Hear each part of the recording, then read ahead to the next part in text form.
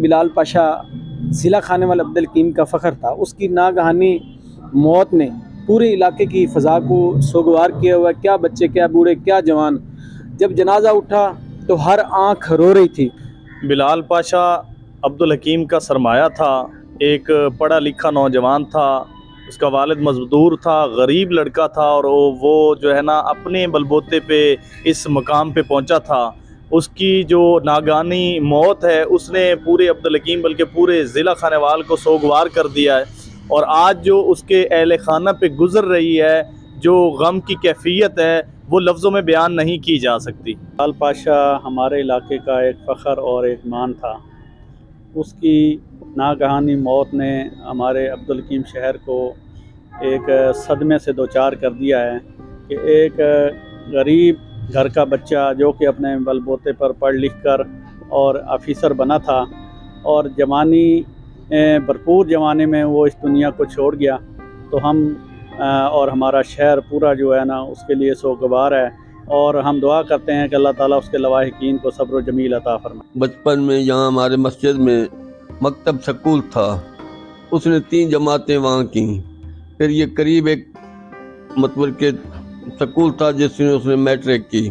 Matric کے بعد وہ پھر ملتان کالج میں داخل ہوا، وہاں اس نے 12 کی۔ 12 کے بعد وہ خود میٹرک کے وہاں فیصل آباد زرعی یونیورسٹی میں داخل ہوا، وہاں اس نے ایم فل کی۔ ایم فل کے بعد اس نے پھر پولیس میں اپلائی کیا، وہاں سب انسپیکٹر کے آرڈر آئے۔ پھر مجھے کہنے لگا ابو میں وہ نہیں کرتا، اچھا نہیں کرتا تو نہ کریں بھائی۔ پنجاب حکومت نے ایک لیا انٹرویو، وہاں جو یہ فرسٹ آیا، یہ محکمہ زراعت کا ڈائریکٹر لگا۔ پھر مجھے کہتا ہے ابو میں وہ نہیں کرنا چاہتا، 9 مہینے کے بعد میں سی ایس کرنا چاہتا ہوں۔ اچھا بھائی تو سی ایس کر۔ سی ایس کرنے کے بعد جس طرح اس نے مشقت سے کی، غریب آدمی تھے، 4 مہینے اپنے آپ کو ایک کمرے میں قید رکھا۔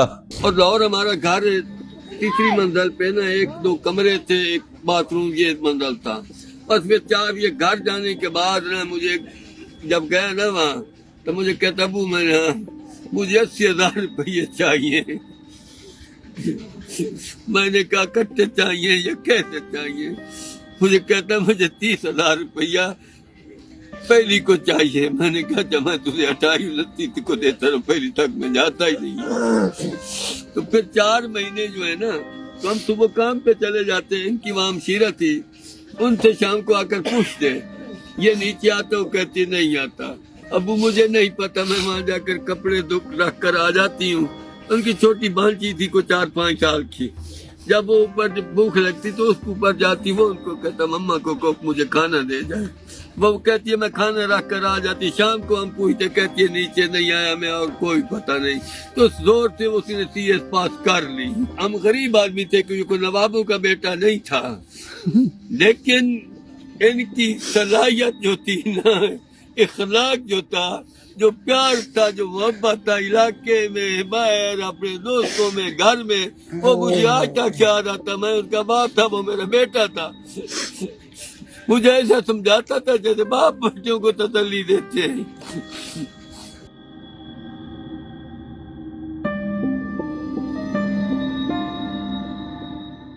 پھر پہلے پشاور میں گیا، پشاور 1.5 سال کیا، پھر وہاں سے بنو گیا۔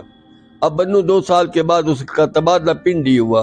اب پنڈی اس نے کل 27 تاریخ کو جانا تھا، وہاں جانے کی وجہ سے اللہ کو پیار، انسان ایسا تھا، اس کے اوپر کوئی بچہ بڑا وسیب ملازم کوئی آدمی ایسا نہیں کہتا تھا کہ ہمیں کچھ۔ میں بنو جاتا تھا، میں ان کے ملازموں سے پوچھتا دفتر جا کر یار کبھی کوئی شکایت تو کہتے نہیں کوئی شکایت نہیں، ایسا افسر ہمارے پاس آیا ہی نہیں۔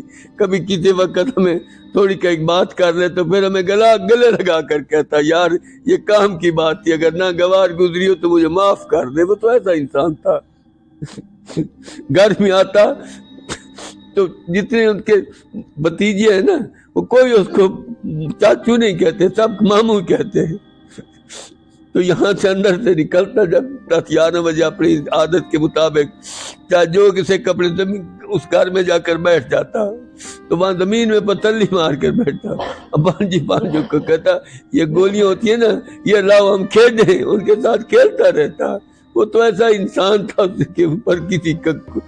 یہاں آتا تو وہ آگے ہمارے مسجد ہے، وہاں مسجد کے قریب گاڑی کھڑی کرتا، ڈرائیور کو کہتا ابھی تک کے، پھر وہاں سے گھر پیدل آتا، جو راستے میں آدمی ملتا اس کو تبے لگا کر ملتا، کیا حال ہے، کیسے آپ کو کوئی پریشانی ہو تو میرے رہ کو تو میں حاضر ہوں. وہ تو ایسا انسان تھا.